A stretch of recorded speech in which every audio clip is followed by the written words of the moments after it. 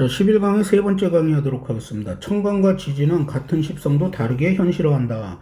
여기서부터는 같은 십성도 천간과 지지에 따라 현실화되는 방식이 다르다는 점을 보겠습니다. 천간은 사회적으로 드러나는 물질, 직장, 역할에 가깝고요. 지지는 실제 생활 속 육친과 관계에 더 가까워요. 하지만 이것이 절대적인 1대1 공식은 아니, 늘 말씀드리지만 명리는 사회과학적 아니면 인문학적 그런 요소들이 강한 거기 때문에 과학처럼 딱딱 공식처럼 수학처럼 공식처럼 되는 건 아니에요. 자, 재성 천간은 돈이에요. 지지는 육친을 우상합니다. 그러니까 예를 들어서 정화일관한테 위에 만약에 이렇게 경금, 여기 경금이 있다고 쳐봐요. 경금이. 그럼 돈이잖아요. 그럼 이거를 갖다 뭐로 보느냐? 재성이니까 아버지라고 보기보다는 천간에 떠 있는 것은 우리가 돈으로 해석을 하자. 그리고 밑에 경금이 있는 것은 육친의 관계, 아버지로 해석을 하자. 그 말씀을 드리는 겁니다. 재성이 천간에 있으면 돈을 벌고 소유하려는 욕구, 재물기회, 거래, 사업, 성과처럼 사회적으로 확인되는 물질의 의미가 앞섭니다. 반면 재성이 지지에 있거나 지지로 들어오면 아버지, 그리고 남성에서는 여자, 배우자 등 재성에 해당하는 육친이 현실화될 가능성을 먼저 보는 거예요. 따라서 지지에 재성이 들어오면 무조건 돈이 들어온다고 단정하면 안 돼요. 돈보다는 육친적으로 먼저 해석하는 게 좋아요. 돈이 될 수도 있지만 아버지의 사건이나 배우자와의 만남, 여자와 관련된 책임이 먼저 나타날 수 있습니다. 천간과 지지의 재성이 함께 연결될 때는 물질 기회와 육친 사건이 동시에 맞물릴 수 있습니다. 뭐냐면 그러니까 여기서 경금이 들어와요. 경금이. 근데 밑에 이렇게 신금이 있어요. 신금이. 얘네들이 이렇게 만나는 거죠. 이렇게 경금하고 신금하고 이렇게. 그럼 천간으로는 요거를 우리가 돈으로 해석하고 여기는 육친으로 해석하고. 예. 그럼 아버지 관련 일도 있고 돈도 이루어지고 그렇게 되는 거겠죠. 자, 따라서 지지에 재성이 들어오면 무조건 돈이 들어온다고 단정하지 않습니다. 돈이 될 수도 있지만 아버지의 사건이나 배우자의 만남, 여자와 관련된 책임이 먼저 나타날 수 있어요. 천간과 지지의 재성이 함께 연결될 때는 물질계의 육친 사건이 동시에 맞물릴 수 있습니다. 다만 그 규모와 품질은 원국에 따라 달라진다. 자, 관성일 때는 어떻게 해석을 할까요? 천간은 그럼 뭐예요? 주로 직장을 우리가 볼 수 있고 지지는 남자, 여자 입장에서 관성이 천간으로 들어오면 회사 직책, 조직의 규율, 사회적 책임처럼 공개된 현실로 발현되기 쉽습니다. 여성 명식에서 관성이 지지로 들어오면 남자나 배우자처럼 육친의 모습으로 들어올 가능성이 높습니다. 관성 역시 직장과 남자를 동시에 품지만 천간과 지지에 따라 우선 번역 대상이 달라지는 것입니다. 재성 천간의 우선 앞에서 설명한 거였고요. 궁위가 육친과 현실 대상의 우선순위를 결정해요. 궁위는 뭐예요? 조상궁, 그 다음에 부모궁, 그 다음에 배우자궁, 그 다음에 자식궁. 요걸 말하는 거죠. 십상이 같더라도 어느 궁위가 자극받느냐에 따라 대상은 달라집니다. 실제 한 사례가 있었어요. 원국 연지의 신이, 그러니까 여기가 이제 원국에 이렇게 있었던 거죠. 이렇게. 여기에 이제 이렇게 신금이 있었던 거예요. 신금. 그런데 그러니까 이민년인가요? 이민년? 예, 임목이 들어온 거예요. 이민년 이렇게. 그러면 여기가 이제 병화일관에게 여기 신금은 뭐예요? 재성. 그리고 여기 임목은 뭐예요? 이제 지지로 들어왔죠. 지지로 들어왔으니까 엄마로 봐야죠. 어머니로 봤어요. 그 어머니가 딱 하고 와서 신금하고 부딪혀서 인신충이 났어요. 그럼 인신충은 뭐예요? 사고 살 가능성이 상당히 높다고요. 예, 그래서 그때 당시 일어났던 일이 뭐였느냐? 어머니가 코로나로 돌아가실 뻔했다가 회복하셨습니다. 다행이네요. 그리고 시기는 언제였다? 3월 말쯤에. 여기가 일사분기잖아요. 신기하죠? 인성이 충했다는 이유만으로 문서 사건을 먼저 찾으면 안 돼요. 인성은 지지로 들어오니까 거기다가 뭐예요? 여기 요 자리 재성, 요 신금 자리가 조상 자리잖아요. 조상 자리에다가 임목 인성. 어머니가 띵 하고 여기 조상 자리에 부딪히니까 해석을 뭘로 해야 돼요? 어머니의 어떤 아픔, 병환으로 우리가 해석이 가능하게 되는 거예요. 그래서 같은 인성의 충이 시지에서, 만약에 여기 시지에서 일어났다고 봐봐요. 여기에 신금이 있었어요. 근데 여기 이제 없고 이렇게 인신충이 이렇게 났다고 치면 문서, 자격, 일의 결과, 말년의 생활 기반 흔들리거나 아니면 자식한테 뭔 일이 있을 수 있겠죠. 그래서 십성은 어떤 종류의 에너지인가를 우리가 알려주고 이 요 궁이에 따라서 어느 자리에서 일어나느냐, 연월일시 중에 어느 자리에서 일어나느냐에 따라서 누구와 관련된 것인지 알려주는 것이라고 볼 수 있습니다. 자, 대운세운이 작용하는 조건이에요. 대운은 지지를 중심으로 읽어요. 대운 천간이 대운은 이제 채와 용으로 쓰여요. 근데 이게 이제 대운은 지지 중심으로 읽습니다. 천간이 아예 작용 안 하는 건 아니에요. 그래서 대운에서는 천간을 독립된 현실 사건으로 사용하지는 않은데 이것도 좀 애매하긴 합니다. 대운은 지지를 중심으로 계절과 생활 환경의 변화를 읽어요. 그러니까 이 지지는 되게 지지 중심으로 읽어요. 대운 지지가 들어왔다는 이유만으로 원국에 멀리 떨어진 지지와 완전한 그러니까 이제 대운 충 보는 분들이 많은데 일반 그 명리하시는 분들, 저희 문판에서는 대운 충은 안 봅니다. 자, 그 다음에 세운 지지는 바로 득하지만 천간은 뿌리가 필요해요.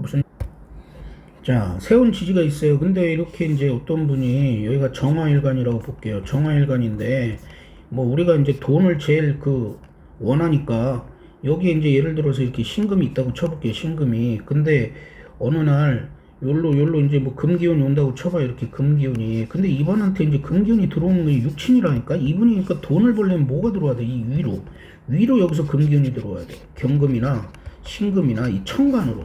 그래, 천간으로 들어와서 언제 벌어? 언제? 2, 4분기 때. 세운으로 들어오면 2, 4분기 때 돈을 조금 버는 거예요. 네. 그러니까 뭐, 이럴 때 그냥 로또 한번 사보는 거죠. 확률이 뭐, 그래도 뭐 한 700만 분의 1에서 그래도 사주가 받쳐주면 300만 분의 1쯤 되지 않을까요? 네, 그거나. 미안합니다. 자, 세운 천간은 원국 지지에 그 천간이 머물 수 있는 뿌리나 계절 조건이 있어야 실제 힘을 얻어요. 이 지지에 있어야 된다고. 천간에 이렇게 글자가 들어오는데 여기 별이라고 할게요. 이거는 이제 제가 한자를 빨리빨리 쓰는 게 잘 익숙하지도 않고 여기 편해서 그래요. 하여간 이 별이에요. 별이 이렇게 천간으로 들어와요. 그럼 지지에 뭐가 있어야 돼? 지지에 별이 있어야 돼. 이 기운하고 같은. 그래야지만 힘을 받는다, 그런 얘기입니다. 근데 만약에 여기 별이 없어. 근데 천간으로 별 들어와. 의미가 없어. 이거는 그냥 내 욕망만 생기는 거야. 욕망. 이게 만약 돈이야. 돈이 들어와. 그럼 그 해에 막 돈을 벌고 싶은 욕망은 가득해. 근데 수중에 들어오는 돈은 없어요. 그럼 데려다 망하겠죠. 욕망이 가득해. 그러면 이제 막 옆에서 주식으로 뭐 돈 벌었다 그러면 거기에 이제 있는 돈 막 한 3천만 원 막 마이너스 대출 받아서 이제 투자했다가 쫄딱 망하는 거죠. 그러니까 이게 잘 봐야 돼요, 명리를. 자, 계묘년에 걔가 힘을 얻으려면 원국 지지에 해나 자 같은 게 있어야 된다는 거예요. 그러니까 예를 들어 계묘년이라고 보아요. 계묘년. 이렇게 계묘년에 이렇게 계묘가 이렇게 들어와. 그럼 이 계수가 힘을 받으려면 밑에 뭐가 있어야 돼요? 자나 해수가 있어야죠. 해수가 이렇게. 그럼 얘가 하늘의 뜻이 딱 만나면서 어떤 에너지 역할이 되는 거예요. 반면 지지 묘는 들어온 사실 자체를 우선 인정합니다. 이 묘화가 들어와요. 묘 자체는 득하는 거야. 지지로 들어오니까. 그러니까 아까 예를 들어 정화일간이다 그러면 묘, 인성의 기운. 그럼 이분은 그 해에 갑자기 공부할 마음이 없었는데 공인중개사라도 따볼까? 뭐 이러면서 공인중개사 공부해가지고 이제 중개사 딱 합격하는 거죠. 그냥 1년 만에. 자, 백날 이론 읽어봐야 느낌 잘 안 오고요. 실제 명식 가지고 하겠습니다. 계묘년이에요. 계묘년에 이제 어떤 일이 일어나나 볼게요. 자, 계수가 이렇게 와요. 그럼 이 사람은 여기에 이제 신자진합 수국으로 여기가 자가 허자로 있잖아요. 그러면 계수가 와요. 계수가 오니까 이렇게 만나기는 해요. 근데 에너지가 좀 약해요. 이렇게 허자로 있는 거하고 부딪히면. 그래도 하여간 계수가 하늘의 뜻이 땅에서 뭐 좀 이루어지는데 지지에 있는 것보다는 좀 약하다. 하여간 요것이 신자진 반합으로 어쨌거나 여기서 수기운이 있기 때문에 요 계수가 또 오면서 요 앞부분에선 역할을 미칠 수가 있는 거예요. 그 다음에 요 묘가 들어오죠. 묘가 이렇게 들어와요. 묘가 이렇게 들어오다가 진하고 만나요. 진하고 만나면 인묘진이니까 묘진 반합이 되는 거예요. 반합으로 여기 한번 묶였으면 얘가 에너지가 100으로 들어왔어요. 그럼 신금까지는 100이야. 뭐 막히는 게 없으니까. 근데 여기 와서 반합으로 묶였어요. 그럼 에너지가 한 70으로 다운돼. 그리고 나서 묘가 이제 여기에서 끝나서 3, 4분기 때 왔는데 여기 또 진하고 또 만나. 반합으로 또 만나요. 그럼 에너지가 이제 한 40으로 다운되죠. 이게 뭐 여기서 30이니까 여기서 30 이렇게 뭐 수학처럼 딱딱 똑같이 30은 아니에요. 예를 들어 설명하느라 그래요. 그럼 이제 에너지가 한 40 레벨로 떨어졌어. 묘가. 그 묘가 딱 와서 이제 유랑 딱 부딪혀. 근데 내 레벨이 40으로 똑 하고 떨어졌어. 유금한테 따이지 다이 얘는 그냥. 예. 너 어디서 까불어? 딱 이렇게 되는 거죠. 그러면서 얘가 여기를 딱 뭐예요? 자유롭게 얘가 이제 승질이 나. 그러니까 묘를 딱 쳐버리면서 여기가 묶여있던 게 자유로워지죠. 그러니까 이 사람은 이때 뭐예요? 돈벌이가 자유로워지는 거예요. 여기 식상이랑 여기 재성이랑 묶여서 답답했던 게. 그 다음에 인성은 어떤 문서 이런 거죠. 그러니까 이분이 이때 당시에 서울에 있던 학원을 이제 그만두고, 그 다음에 겨울에 그 본인이 하던 과외방에 아이들이 많이 또 들어오면서 서울 학원을 그만뒀음에도 총 수입에 있어서는 큰 변동이 없었던 뭐 그런 일로 써버렸단 말이에요. 게다가 이제 여기가 천을귀인이죠. 그러니까 이거는 어떤 사례를 말씀드리냐면 묘가 들어오는데 충이 날 때 이 끝자락까지 올 때는 뭔가 앞에서 이렇게 합을 이루는 게 있다 보면 끝자락까지 잘 안 와요. 이 에너지가 많이 약해서 와. 그러니까 이 끝자락에서 일어나는 충은 인생에 있어서 이렇게 크게 뭘 영향을 미치거나 그러진 않는데 문제는 여기 월지충 아니 여기 연지 특히 이 월지충이 많이 그러죠. 그러면은 도대체가 여기에 태어난 사람 수가 똑같은 사람이 얼마나 많은데 그럼 그 수많은 사람이 그런 일을 당하느냐? 그건 우리가 통계적으로 과학적으로 아직 뭐 그런 논문 쓰거나 무언가를 한 게 없기 때문에 어쩔 수 없어요. 다 개개인의 이 명리를 상담해주는 개개인의 기억력 아니면 그 개인이 갖고 있는 통계 자료만 가지고 이야기하는 수밖에 없습니다. 자, 읽어봅시다. 계묘년의 묘는 시지유를 향하지만 먼저 만나는 진과 묘진의 선행작용을 만듭니다. 시지유의 천을기운도 충경을 완축합니다. 이 명식에 계묘년의 묘가 들어오면 시지유와 묘유층이 보입니다. 표면적인 공식만 적용하면 유가 크게 깨지는 해라고 말하기 쉽습니다. 그러나 월지와 일지의 진이 연속해서 놓여 있습니다. 들어오는 묘는 유에 도달하기 전에 인접한 진과 묘진의 선행작용을 만들며 힘이 뭐한다? 약화된다. 자, 마지막 명심 볼게요. 보건의료 분야에서 일하는 전문직인데 교육 중심의 역할과 안정적인 기관 연구직 사이에서 고민을 했어요. 교육하는 거는 보람은 있지만 뭔가 불안정하고 연구직은 안전성이 높지만 아직 경험해 보지 않은 거라서 무엇을 선택해야 될까라고 물어봤던 사연이었어요. 그래서 우리가 이제 이거를 사주 명식에 딱 답이 나와 있어요. 자, 무토일간인데 여기가 뭐예요? 신유술. 여기가 무려 방압으로 자기 에너지가 강력하게 묶여있어요. 가장 힘센 에너지잖아요. 방압으로. 그러니까 인생이 좀 답답하겠죠. 여기 금기운이 겁나 강하죠. 근데 여기 신유술, 여기도 금기운, 앞에서도 금국. 그러니까 이분은 아예 지지 자체가 다 금의 기운이 강해요. 여기 그럼 을목이 어떻게 되겠어요? 을목이 늘 불안하겠죠. 그러니까 이제 남편이 조금 힘들어할 수도 있겠네. 여기다가 또 여기도 있어 여기. 아니면 그냥 남편하고 관계가 괜찮아. 그럼 뭐겠어 이분은. 직장생활, 이게 식상, 금의 기운이 강한데 이게 관을 갖다가 다 때려 부시네. 그러면 어디 조직에 들어가면 될까요? 안 될까요? 조직에 들어가면 자기가 너무 힘들어 하겠죠. 왜냐하면 이 을목이 위태하잖아요, 관이. 그러니까 뭐겠어요? 관이 위태하니까 조직 생활이 버거울 거예요, 힘들고. 그리고 또 뭐겠어요? 남편이 또 직장 생활이 버거울 수 있어요.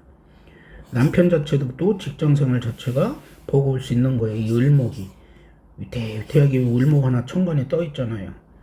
그리고 이제 그러면 이분은 또 뭐예요? 여기 경금 있잖아요. 이렇게. 그럼 여기서 이렇게 만나요. 그럼 뭐예요? 이분은 격으로 따지면 식상격은 뭐예요? 자기 표현. 그 다음에 뭐 그렇잖아요. 표현하고 말하고 뭐 강의하고 뭐 이런 거에 딱 어울리는 분이에요. 그러니까 뭐예요? 아이들 가르치는 일이 딱이죠. 예, 아이들 가르치는 일이. 거기다가 또 식상은 뭐예요? 식상은 또 내 아랫사람.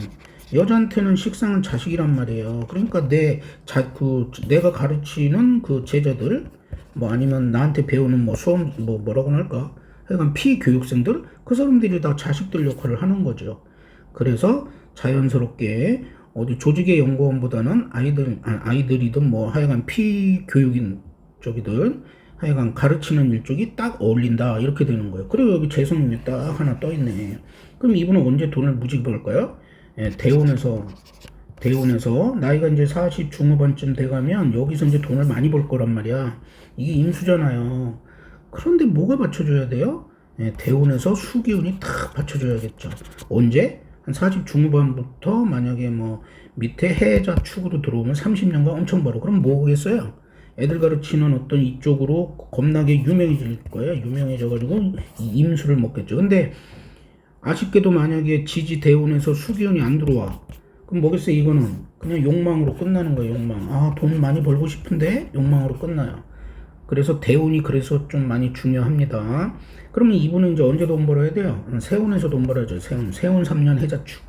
그럴 때 이제 사업을 확장해야겠죠. 만약에 내가 무슨 애들 가르치는 학원을 한다. 그러면 그 학원을 막 그럴 때 확장하는 거야. 그리고 내가 막 영상으로 찍어 놓은 걸 그때 막 뭐 유튜브나 막 이런 데 막 올리고 이제 적극적으로 하는 게 그 3년에 하는 거죠. 미리 준비했다가. 하여간 그런 사례로 우리 하나로 각색을 해서 각색이긴 하지만 실제 인상 사례를 좀 기반으로 각색을 좀 한 거예요. 조금 길어졌습니다만 이렇게 해서 11번째 강의의 3번째 수업까지 끝내도록 하겠습니다. 감사합니다.